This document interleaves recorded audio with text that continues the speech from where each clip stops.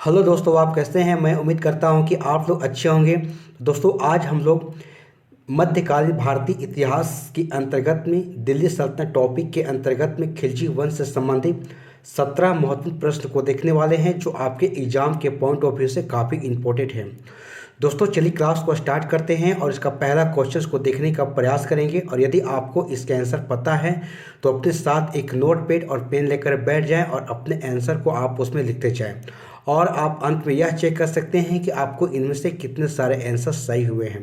अन्यथा दोस्तों, आप इसके आंसर हमारे साथ देते चलेंगे। तो चलिए इसका पहला क्वेश्चन को देखते हैं। तो आइए दोस्तों, पहला क्वेश्चन को देख सकते हैं कि कौन सा सुल्तान नया धर्म चलाना चाहता था किंतु उलेमा लोगों ने विरोध किया। ठीक है, तो ऑप्शन है बलबन है, अलाउद्दीन है, मोहम्मद तुगलक है और इल्तुतमिश है। तो आप इसका आंसर देने का प्रयास करेंगे। तो देखिए दोस्तों, इसकी जो बात हो रही है, कौन सा सुल्तान के बारे में पूछा जा रहा है। कौन सा सुल्तान जो नया धर्म चलाना चाहता था किंतु उलेमा लोगों ने विरोध किया था। ठीक है, देख सकते हैं। तो इसका आंसर आपका होगा अलाउद्दीन। ठीक है, तो चलिए और इसे डिस्कशन के माध्यम से देखने का प्रयास करते हैं। तो आइए दोस्तों, देख सकते हैं कि अलाउद्दीन खिलजी एक महत्वाकांक्षी सुल्तान था। ठीक है, और उसने सिकंदर द्वितीय इंसानी की उपाधि धारण की और उसे अपने सिक्कों पर अंकित करवाया। ठीक है, देख सकते हैं कि वह संपूर्ण विश्व को जीतने की अभिलाषा रखता था और साथ ही एक नवीन धर्म चलाने की भी थी। ठीक है, किंतु अपने वफादार मित्र एवं कोतवाल अलाउद्दीन मुल्क की सलाह पर उसने अपना विचार त्याग दिया। ठीक है, तमाम बातें आपके एग्जाम के पॉइंट ऑफ व्यू से काफ़ी इंपॉर्टेंट है, इसे आपको ध्यान में रखना है। तो चलिए और नेक्स्ट क्वेश्चन को देखते हैं। तो आइए दोस्तों, देख सकते हैं नेक्स्ट क्वेश्चन का, अलाउद्दीन खिलजी के प्रसिद्ध सेनापतियों में किसकी मंगोलों के विरुद्ध लड़ते हुए मृत्यु हुई। ठीक है, तो ऑप्शन है कि जफर खां, नुसरत खां, अल्प खां या फिर उलूग खां। तो आप इसके आंसर बताने के प्रयास करेंगे। तो देखिए दोस्तों, यहाँ जो बात है जफर खां के बारे में। ठीक है, जफर खां जो अलाउद्दीन खिलजी के प्रसिद्ध सेनापतियों में एक थी, जिन्हें मंगोलों के विरुद्ध लड़ते हुए इनकी मृत्यु हो गई थी। ठीक है, तो इसे आपको ध्यान में रखना है। तो चलिए और डिस्कशन के माध्यम से देखते हैं। तो आइए दोस्तों, देख सकते हैं अलाउद्दीन का प्रसिद्ध सेनापति जो कि जफर खां मंगोलों के विरुद्ध लड़ता हुआ मारा गया, जो अपने समय का श्रेष्ठ और साहसी सेनापति था। ठीक है, जफर खां के शौर्य और भारतीय सेना की दृढ़ता से मंगोल जो कि अत्यधिक प्रभावित थे। ठीक है, तमाम बातें आपको ध्यान में रखना है, जो आपके एग्जाम के पॉइंट ऑफ व्यू से काफ़ी इंपॉर्टेंट है। तो चलिए और नेक्स्ट क्वेश्चन देखते हैं। तो आइए दोस्तों, देख सकते हैं रानी पद्मिनी का नाम अलाउद्दीन जो कि चित्तौड़ विजय से जोड़ा जाता है, उनके पति का नाम क्या था। ठीक है, ऑप्शन है कि महाराणा प्रताप सिंह, रंजीत सिंह, राजा मान सिंह या राणा रतन सिंह। तो आप इसका आंसर देने के प्रयास करेंगे। तो देखिए, सो रानी यहाँ की पद्मिनी का नाम बताया जा रहा है। ठीक है, कि रानी पद्मिनी का नाम जो कि अलाउद्दीन चित्तौड़ के विजय से जोड़ा जाता है, और उनके पति का नाम क्या था। तो देख सकते हैं राणा रतन सिंह नाम था। ठीक है, तो इसे आपको ध्यान में रखना है। तो चलिए और डिस्कशन के माध्यम से देखते हैं। तो आइए दोस्तों, देख सकते हैं कि पद्मिनी की कहानी का आधार जो कि 1540 ईस्वी में मलिक मोहम्मद जैसी के द्वारा लिखित काव्य पुस्तक पद्मावत है। ठीक है, देख सकते हैं।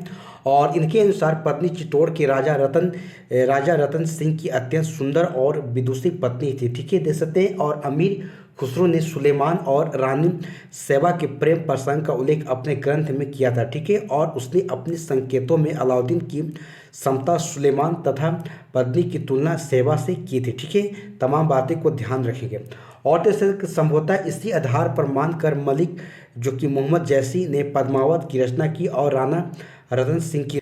दोस्तों, देख सकते कथन लिखा गया है कि अलाउद्दीन के दक्षिण अभियान धन प्राप्ति के अभियान थे, और कारण बताया जा रहा है कि यह दक्षिणी राज्यों को कब्जे में करना चाहता था। ठीक है, तो आपको यहाँ कोर्ट के सहारे बताना है कि कौन सा सही है। ठीक है, तो दोस्तों यहाँ पर देख सकते हैं। ठीक है, अगर ऑप्शन अगर सी की बात करें हम, तो ए सही है और यहाँ पर आर गलत है। यानी कहने का मतलब है कि अलाउद्दीन के दक्षिणी अभियान धन प्राप्ति के अभियान थे, और देख सकते हैं, और यह दक्षिणी राज्यों के कब्जे में करना चाहता था। ये बातें बिल्कुल यहाँ पर गलत है। ठीक है, इस प्रकार से कथन सही है और यहाँ पर कारण जो है बिल्कुल यहाँ पर गलत है। तो चलिए और डिस्कशन के माध्यम से देखते हैं। तो आइए दोस्तों, देख सकते डॉक्टर के एस लाल ने लिखा है कि धन के लालच और गौरव की लालसा ने अलाउद्दीन को भी दक्षिण के सभी राज्यों पर एक के बाद एक आक्रमण करने की प्रेरणा दी। ठीक है, देख सकते हैं कि दक्षिण भारत के इन राज्यों पर आक्रमण करने का अलाउद्दीन का उद्देश्य धन और विजय की लालसा थी और उनकी जो आंतरिक नीति में हस्तक्षेप नहीं था। ठीक है, और वह इन दक्षिण राज्यों को अपने कब्जे में नहीं करना चाहते थे। ठीक है, तमाम बातें को आपको ध्यान में रखना है। ठीक है, तो चलिए और नेक्स्ट क्वेश्चन को देखते हैं। तो आइए दोस्तों, जैसे कि अलाउद्दीन खिलजी के आक्रमण के समय देवगिरी का शासक कौन था? ठीक है, तो ऑप्शन है कि रामचंद्र देव प्रताप, जो कि रुद्रदेव, मलिक काफूर या फिर राणा रतन सिंह। तो आप इसके आंसर बताने की प्रयास करेंगे।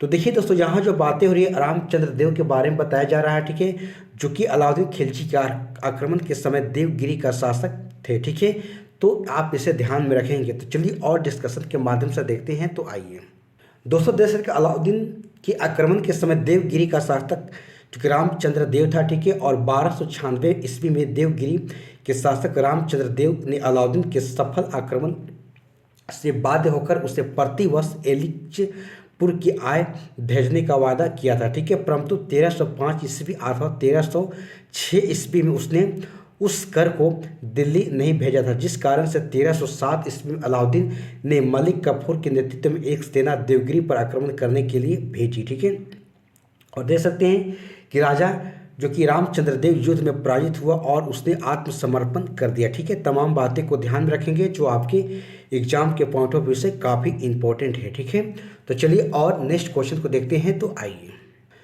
दोस्तों, देखते किस सुल्तान के काल में खालिसा भूमि अधिक पैमाने में विकसित हुई? ठीक है, देख सकते गयासुद्दीन बलबन है, अलाउद्दीन खिलजी है, मोहम्मद बिन तुगलक है और फिरोज शाह तुगलक है। तो आप इसका आंसर बताने के प्रयास करेंगे।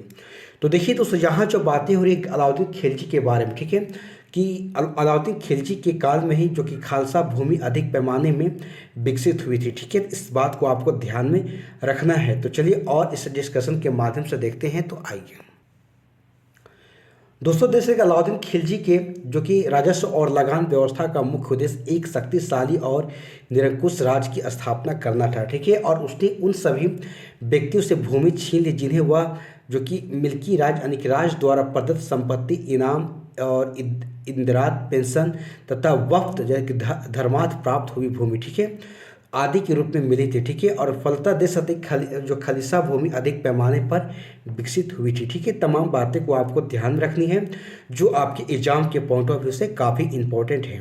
तो चलिए और नेक्स्ट क्वेश्चन को देखते हैं। तो आइए दोस्तों, देश के किस सुल्तान के बारे में कहा जाता है कि उसने भूमि कर को उत्पादन के 50% तक कर दिया था? ठीक है, तो ऑप्शन है बलबन है, अलाउद्दीन खिलजी है, मोहम्मद बिन तुगलक है और फिरोज शाह तुगलक है। तो आप इसके आंसर देने के प्रयास करेंगे।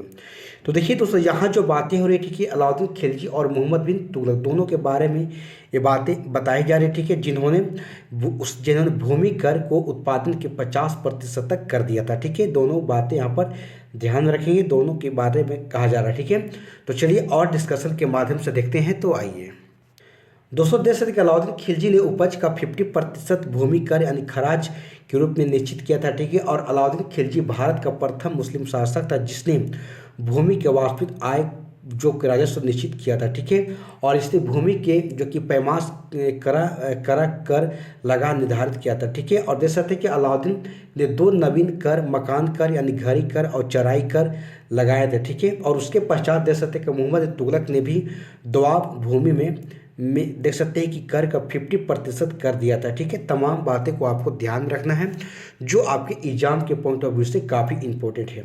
देख सकते हैं कि लेकिन मोहम्मद तुगलक ने राजस्व मांग अनुमान पर आधारित थे। ठीक है, जबकि अलाउद्दीन खिलजी के पैमास पर था। ठीक है, तमाम बातें को आपको ध्यान में रखना है।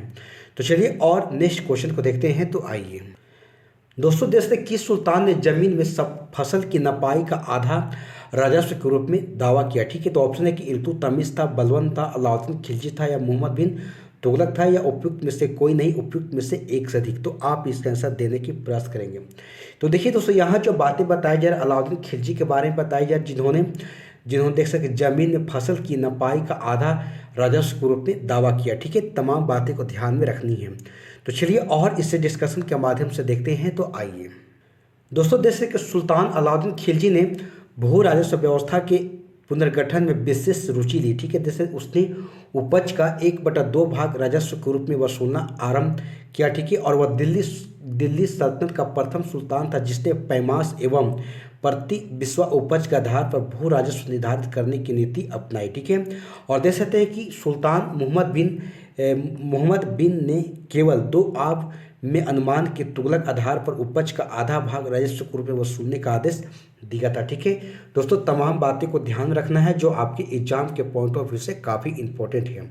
तो चलिए और नेक्स्ट क्वेश्चन देखते हैं। तो आइए दोस्तों, जैसे कि निम्न कथनों पर विचार कीजिए और अलाउद्दीन खिलजी से संबंधित है, ठीक है। 2 बातें बताई जा रही है, उन्हें बताना है कि जो अलाउद्दीन खिलजी से संबंधित है। तो ऑप्शन 1 है, उसने कृषि जमीनों की पैमास के बाद जमीन की मालगुजारी वसूल की। और 2 में बताया जा रहा है कि उसने लगान व्यवस्था को अपनी पूरी सल्तनत में लागू किया। और 3 में कहा जा रहा है कि उसने प्रांतों के गवर्नरों के अधिकारों को समाप्त किया, ठीक है। तो आपको यहाँ पर कोडिंग दिया गया है और इसमें आपको सही उत्तर को बताना है, ठीक है। तो आप इसका बताने के प्रयास करेंगे।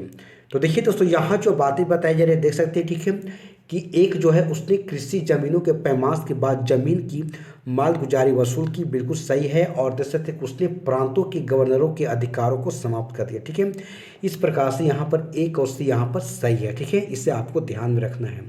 तो चलिए और इसे डिस्कशन के माध्यम से देखते हैं। तो आइए दोस्तों, देख सकते हैं कि अलाउद्दीन की लगान व्यवस्था संपूर्ण राजस्व में समान रूप से लागू नहीं किया जा सकती थी, ठीक है। देख सकते हैं भूमि के पैमास करके किसानों से एक सरकारी कर्मचारियों द्वारा लगान वसूल किए जाने की व्यवस्था दिल्ली और उसके समीपवर्ती क्षेत्रों में लागू की गई थी, ठीक है। देख सकते हैं कि अलाउद्दीन पहला सुल्तान था जिसने भूमि के पैमास कराकर जो कर लगान वसूल करना आरंभ किया, ठीक है। और अपनी व्यवस्था को लागू करने के लिए अलाउद्दीन ने एक पृथक विभाग यानी कि दीवान ए मुखराज की स्थापना की थी। दोस्तों यहाँ से तमाम क्वेश्चंस पूछे जाते हैं, इसे आपको ध्यान में रखना है, ठीक है। तो और इसमें देख सकते हैं बातें बताई जा रही है, ठीक है, कि अलाउद्दीन ने परंपरागत लगान अधिकारियों यानी कि खुद मुकदम एवं चौधरी से लगान वसूल करने के अधिकार को छीन लिया था, ठीक है। आगे देख सकते हैं कि उसके सारे विशेषाधिकार समाप्त कर दिए गए और उनकी भूमि पर से कर लिया जाने लगा और बाकी अन्य सभी कर भी लिए गए, जिसके कारण से खुद यानी जमींदार और बलाहार जो कि साधारण किसान में अंतर नहीं रहा, ठीक है। तमाम बातें जो आपको ध्यान में रखना है जो कि यहाँ बताई जा रही अलाउद्दीन खिलजी के बारे में, ठीक है। तो चलिए और नेक्स्ट क्वेश्चन को देखते हैं। तो आइए दोस्तों, देखते कथन एक है कि अलाउद्दीन खिलजी ने दिल्ली में मूल नियंत्रण लागू किया था, ठीक है। और कारण बताया जा रहा है कि वह दिल्ली में जो कि अपने राज्य भवन के निर्माण में लगे कारीगरों को कम वेतन देना चाहता था, ठीक है। तो आपको यहाँ पर सही उत्तर बताना है, ठीक है। तो दोस्तों यहाँ पर देख सकते हैं जो बातें हो रही है, ठीक है, कि कौन सा सही है।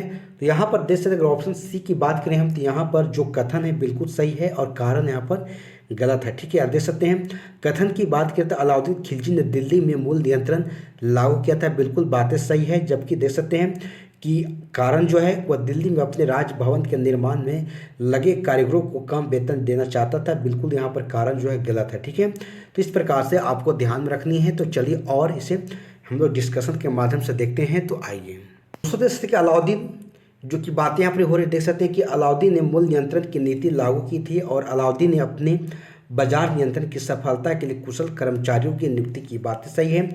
और जैसे उसने मलिक जो कि कबूल को सहाना या बाजार का अधीक्षक नियुक्ति किया, ठीक है। और उसके कार्य में सहायता देने के लिए घुड़सवारों और पैदल व्यक्तियों की विशाल टुकड़ी दी गई, ठीक है। उसे विस्तृत अधिकार दिए गए और वो सारे व्यापारियों पर नियंत्रण रखता था और बाजार की कीमतों पर उतार चढ़ाव तथा बाजार की समान स्थिति को सूचना सुल्तान को देता था। और बर्नी इन बाजार जो कि सुधारों का उद्देश्य मंगोलों के विरुद्ध एक विशाल सेना तैयार करना था और हिंदुओं में विद्रोह के विचार ना पनपे देना बताता है, ठीक है। जैसे कारीगरों को कम वेतन देने से इनका कोई संबंध नहीं है। इस तमाम बातें को आपको ध्यान रखना है जो आपके एग्जाम के पॉइंट ऑफ व्यू से काफ़ी इंपॉर्टेंट है। तो चलिए और नेक्स्ट क्वेश्चन को देखते हैं। तो आइए दोस्तों, जैसे कि निम्न मुस्लिम बादशाहों में किसने मूल नियंत्रण पद्धति को पहली बार लागू किया, ठीक है। तो ऑप्शन अलाउद्दीन खिलजी है, इल्तुतमिश से, मोहम्मद बिन तुगलक है और शेर शाह सूरी है। तो आप इसके आंसर देने के प्रयास करेंगे।